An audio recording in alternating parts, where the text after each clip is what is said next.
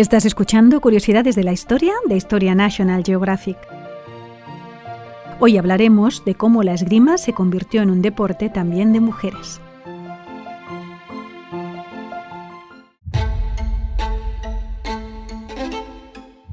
A comienzos del siglo XIX, el papel de la mujer se reducía a ser esposa, madre y objeto de adorno del marido en las reuniones sociales. Este hecho se reflejaba en las limitaciones impuestas a su educación intelectual y su formación física, llenas de restricciones. Pero un cambio en la medicina favoreció la práctica del deporte femenino. Los avances en la anatomía y la fisiología asociaron la higiene y la actividad física con la salud y el buen desarrollo de los cuerpos, ideas que penetraron en la sociedad y propiciaron la incorporación de las mujeres al mundo de la esgrima.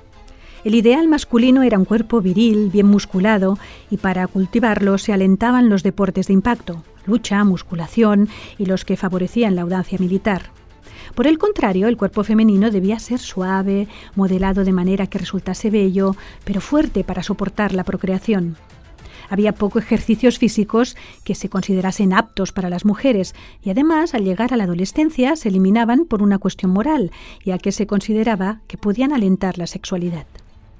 De modo que el ejercicio para las mujeres se limitaba a paseos y bailes, donde se podía exhibir la propia femineidad y encontrar marido.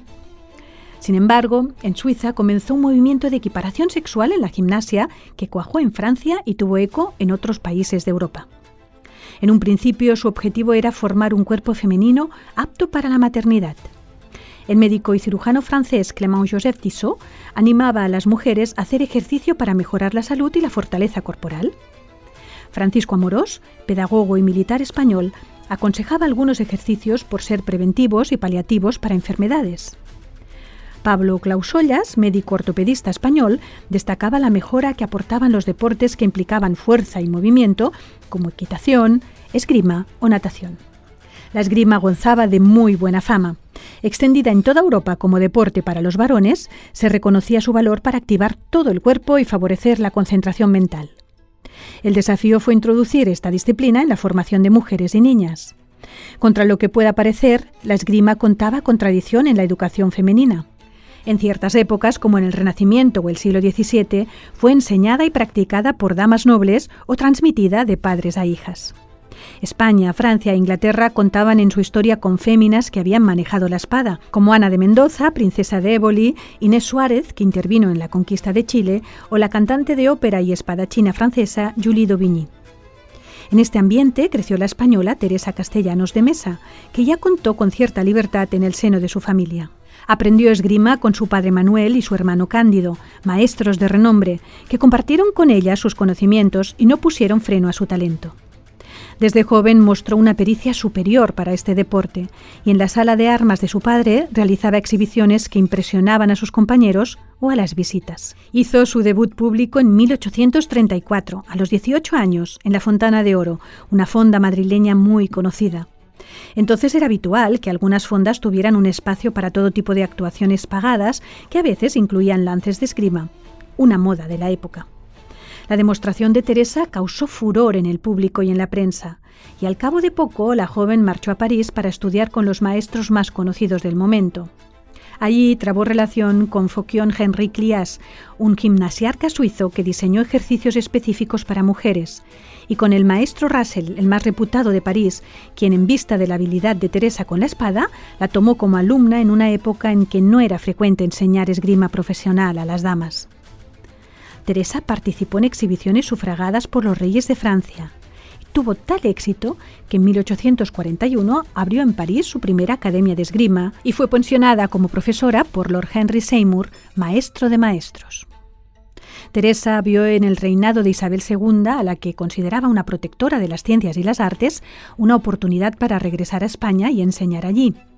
Pensaba que al ser mujer resultaría más fácil que las chicas practicaran deporte con ella. En 1846, cuando volvió a Madrid, participó en una exhibición muy alabada en la Fonda Peninsulares, donde al año siguiente estableció su propia academia de esgrima.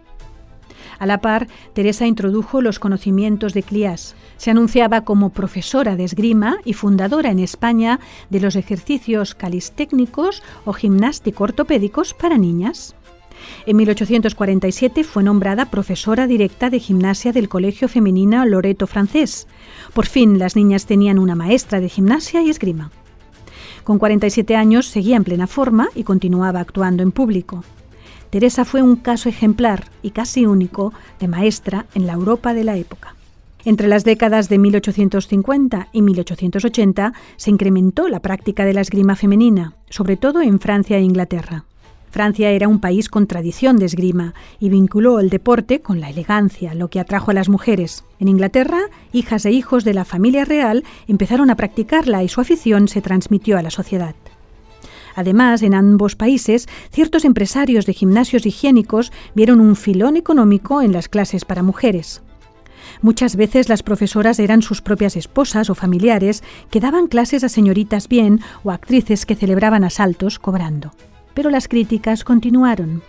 Por ejemplo, en 1863, el médico aragonés Eduardo Bertrán veía mal ejercicios que convirtieran a las mujeres en robustos gimnastas, infatigables nadadores, ágiles jinetes y hasta maestros de armas.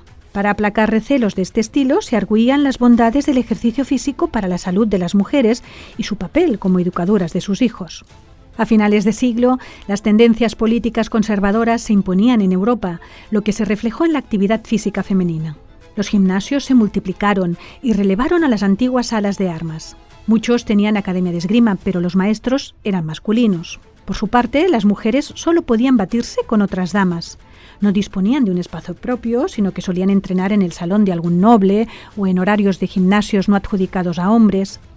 Algún hotel de lujo mantuvo salas reservadas a señoras, eso sí. Cuando en España se creó en 1883 la Escuela Central de Profesores y Profesoras de Gimnástica, se suprimió del programa la esgrima para niñas. Quedaron algunas maestras de esgrima para señoritas, que solían ser descendientes de militares. No es de extrañar, pues, que aunque la esgrima se incluyera en los Juegos Olímpicos, desde su primera edición en 1896, las mujeres no participasen en ellos hasta 3 décadas después.